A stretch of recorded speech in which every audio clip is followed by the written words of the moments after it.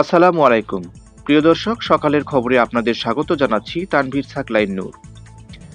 Syria Lebanon সীমান্তবর্তী অঞ্চলে কয়েক সপ্তাহ ধরেই অস্বাভাবিক নড়াচড়া, সন্দেহজনক গাড়ি চলাচল আর গোয়েন্দা সতর্ক বাড়ছিল। এমন উত্তেজনা পরিস্থিতির মধ্যেই দামেস্কের কাছে আলজেব্বি এলাকায় হানা দিয়ে সিরিয়ার নিরাপত্তা বাহিনী আটক করেছে ২৫০০ অ্যান্টি ট্যাঙ্ক মাইন, যার গন্তব্য ছিল লেবাননের সশস্ত্র সংগঠনের কাছে। নতুন সিও প্রশাসনের জন্মের পর এটি লেবাননমুখী সবচেয়ে বড় অস্ত্র চালান।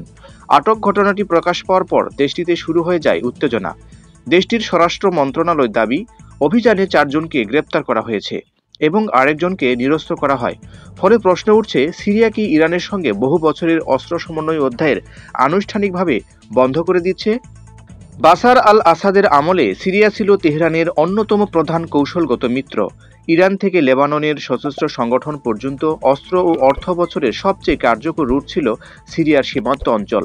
কিন্তু ক্ষমতাসীন বিদ্রোহী নেতৃত্বাধীন নতুন সরকার বরাবরই স্পষ্ট করেছে, দেশকে আর কোনো আঞ্চলিক শক্তির ট্রানজিট করিডোর হতে দেওয়া হবে না। এই অবস্থায় প্রশ্ন ওঠে, তেহরান কেন এত বড় অস্ত্র চালান পাঠালো? নিরাপত্তা বিশেষজ্ঞদের ধারণা, লেবাননের সাম্প্রতিক অভ্যন্তরীণ অস্থিরতা সশস্ত্র সংগঠনকে দুর্বল করে ফেলেছে। সংগঠনটি সামরিক সক্ষমতা ধরে রাখতে চায়। ইরানও আঞ্চলিক প্রভাব বজায় রাখতে তাদের মিত্রকে পুনরায় শক্তিশালী করার চেষ্টা করছে।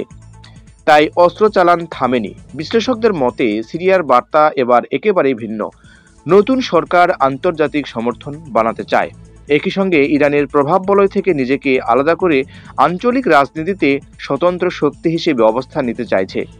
অভিযানে আটকানো এই বিশাল অস্ত্র চালান শুধু একটি নিরাপত্তা অভিযান নয়, বরং ইরান লেবানন সিরিয়া সম্পর্কে নতুন বাস্তবতার প্রতীক, যেখানে সিরিয়া প্রথমবারের মতো নিজের ভূমিকা নতুনভাবে সংজ্ঞায়িত করছে।